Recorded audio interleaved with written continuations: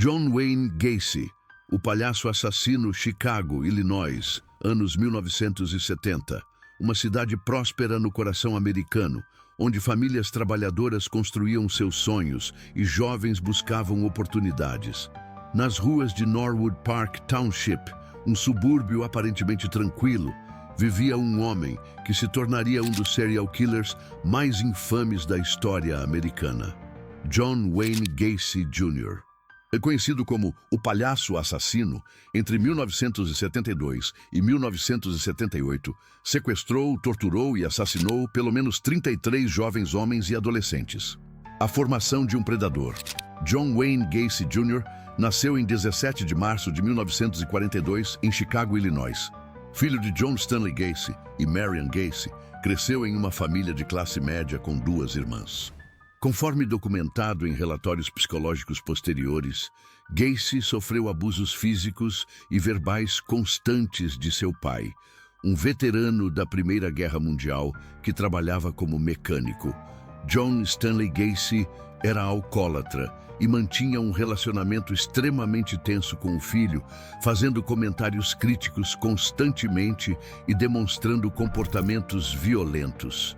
Durante a infância, Gacy já apresentava sinais preocupantes.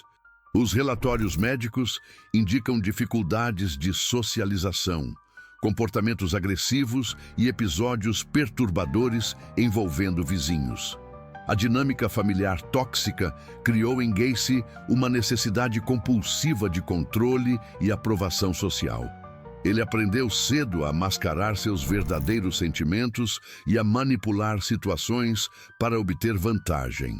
Na vida adulta, Gacy demonstrou notável capacidade de projetar normalidade. Casou-se 2 vezes, embora ambos os relacionamentos fossem problemáticos devido ao seu comportamento manipulador e episódios de violência doméstica. Documentos judiciais revelam que em 1968, Gacy já havia sido condenado por sodomia, cumprindo parte de uma sentença de 10 anos, mas foi libertado em liberdade condicional em outubro de 1971. A vida dupla e a construção da fachada. Em 1971, Gacy estabeleceu residência na 8203 West Somerdale Avenue, em Norwood Park Township, nos arredores de Chicago. Esta casa, ranch-style de aparência comum, se tornaria o epicentro de uma série de crimes que chocaria o mundo. Durante o dia, a casa funcionava como um centro social respeitável. Gacy hospedava grandes festas para dignitários locais e vizinhos, estabelecendo-se como uma figura comunitária influente. Uma das facetas mais perturbadoras da personalidade de Gacy era sua persona como palhaço pogo. Ele próprio criou este personagem, que utilizava em apresentações voluntárias em hospitais infantis, eventos beneficentes e festas de aniversário.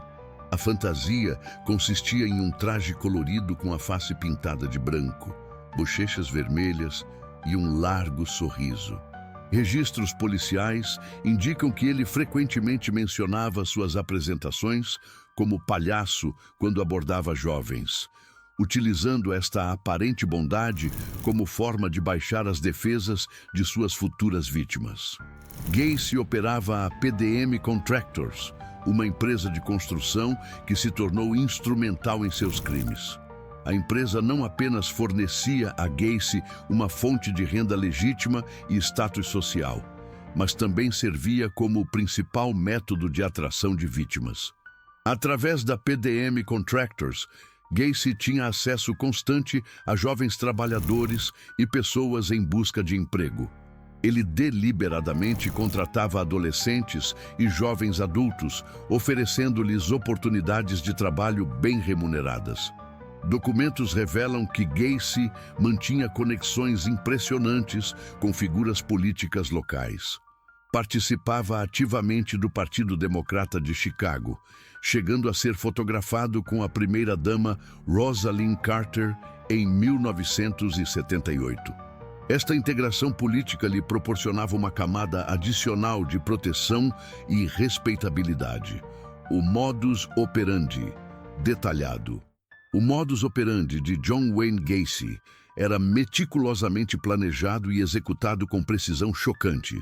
Conforme documentado pelos investigadores do FBI, Gacy direcionava especificamente jovens homens entre 14 e 21 anos, focando particularmente em indivíduos vulneráveis, fugitivos, ex-presidiários, prostitutos masculinos e jovens em busca de trabalho. Registros policiais indicam que Gacy frequentemente dirigia pelas ruas de Chicago durante as noites, particularmente nas áreas do centro da cidade, conhecidas por concentrar jovens em situação de vulnerabilidade. A estratégia principal de Gacy para atrair vítimas envolvia ofertas de emprego através de sua empresa de construção. Testemunhos de sobreviventes e evidências coletadas durante a investigação revelam um padrão consistente.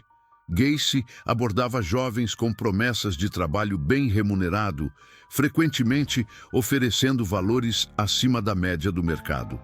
Em outros casos documentados, Gacy utilizava ofertas de dinheiro por favores sexuais, aproveitando-se da situação financeira desesperadora de muitos jovens. Ele também organizava ou fingia organizar festas em sua residência, convidando múltiplos jovens simultaneamente para criar uma atmosfera aparentemente social e segura. Uma vez estabelecido o contato inicial, Gacy utilizava várias justificativas para transportar as vítimas até sua residência na West Somerdale Avenue. Registros judiciais documentam que ele frequentemente alegava que precisava buscar ferramentas de trabalho, mostrar projetos de construção ou que a negociação final do emprego deveria ocorrer em sua casa.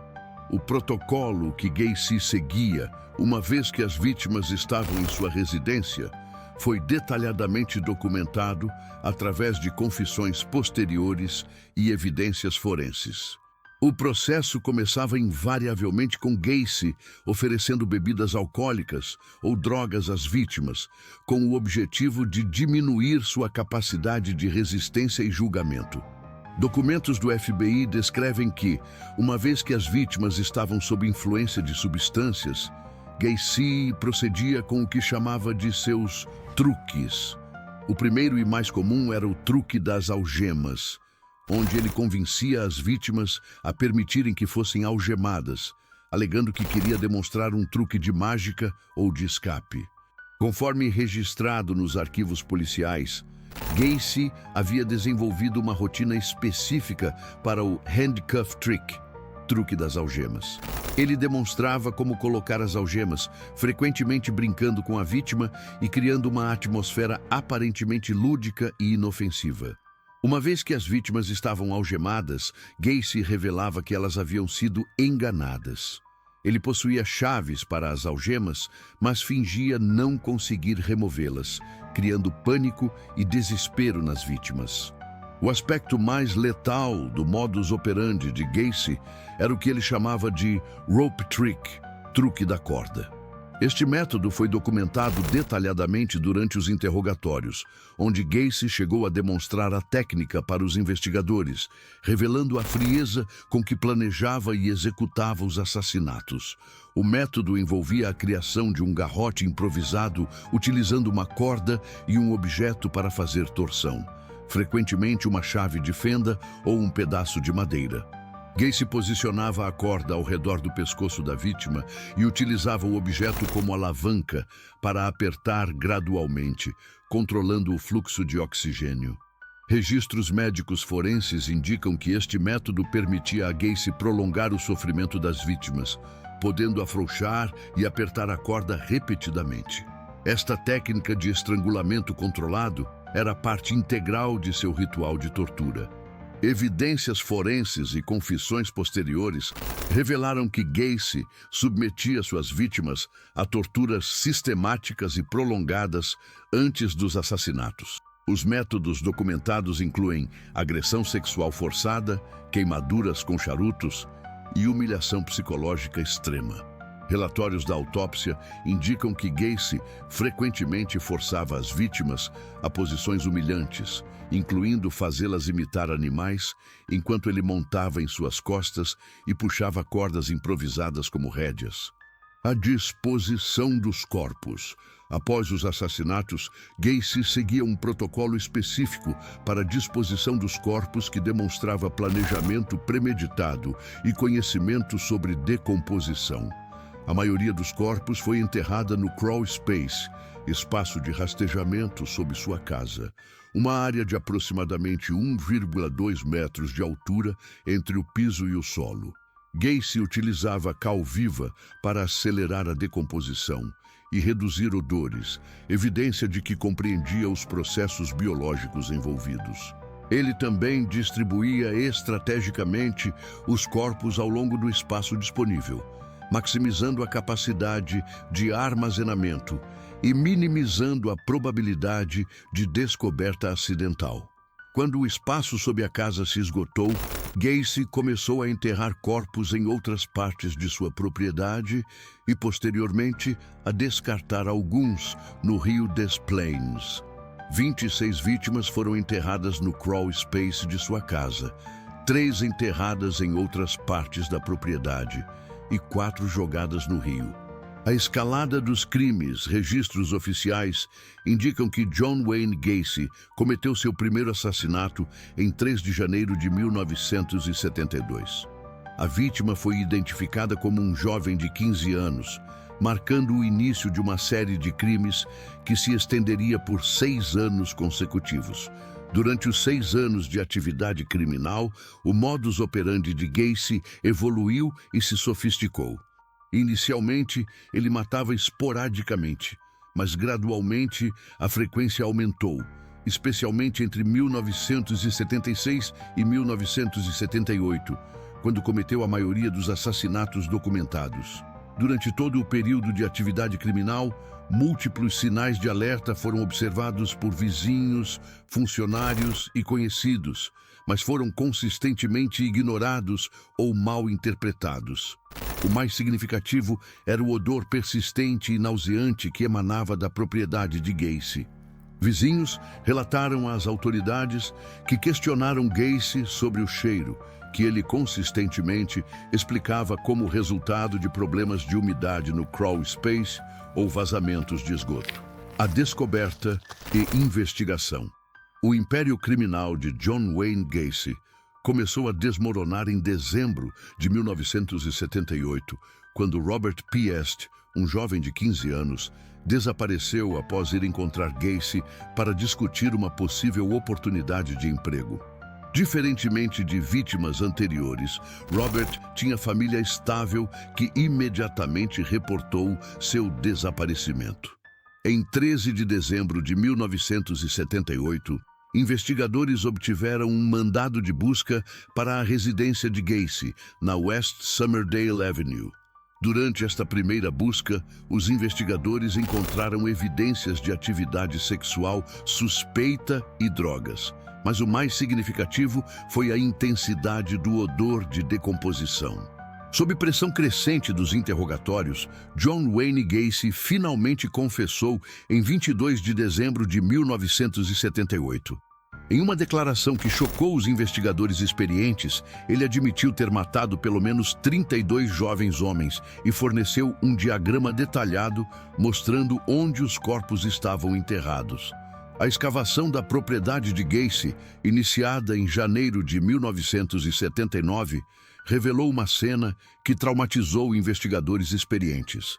26 corpos foram recuperados do crawl space sob a casa, enquanto 3 adicionais foram encontrados enterrados em outras partes da propriedade. Baseados na confissão de Gacy, investigadores iniciaram buscas no rio Des Plaines, onde 4 corpos adicionais foram recuperados das águas, elevando o total oficial para 33 vítimas confirmadas. O julgamento e execução. O julgamento de John Wayne Gacy, realizado em 1980, tornou-se um dos casos criminais mais acompanhados na história de Illinois.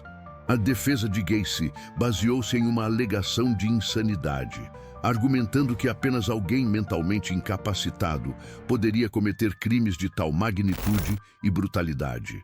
Após deliberações, o júri rejeitou a alegação de insanidade e considerou John Wayne Gacy culpado de 33 casos de assassinato. O veredito reconheceu que, apesar da natureza extrema de seus crimes, Gacy compreendia completamente suas ações e escolheu deliberadamente cometer estes atos. Gacy foi condenado à morte e sentenciado à execução. John Wayne Gacy foi executado por injeção letal em 10 de maio de 1994, na prisão estadual de Menard, Illinois. Ele havia passado 14 anos no corredor da morte, período durante o qual continuou a dar entrevistas e a manter correspondência, sempre tentando controlar sua narrativa pública. As vítimas. É fundamental lembrar que por trás das estatísticas estão 33 vidas individuais que foram brutalmente interrompidas. Timothy McCoy, de 16 anos, foi a primeira vítima identificada. John Butkovich, de 18 anos, havia confrontado Gacy sobre salários não pagos antes de desaparecer. Samuel Stapleton, de 14 anos. Robert Pist, de 15 anos. Michael Bonin, de 17 anos. Estes não eram apenas números em um arquivo criminal, mas jovens com identidades próprias cujas mortes deixaram vazios permanentes nas vidas de quem os amava. Muitas vítimas permanecem não identificadas até hoje. O caso John Wayne Gacy revolucionou as técnicas de investigação criminal americanas e teve um impacto psicológico profundo na consciência americana. A imagem do palhaço assassino tornou-se um arquétipo cultural, influenciando a percepção pública sobre predadores que se escondem atrás de fachadas sociais respeitáveis. Décadas após sua execução, o caso continua sendo estudado por psicólogos criminais, investigadores e acadêmicos, contribuindo para o desenvolvimento de perfis criminais mais sofisticados e técnicas de detecção precoce.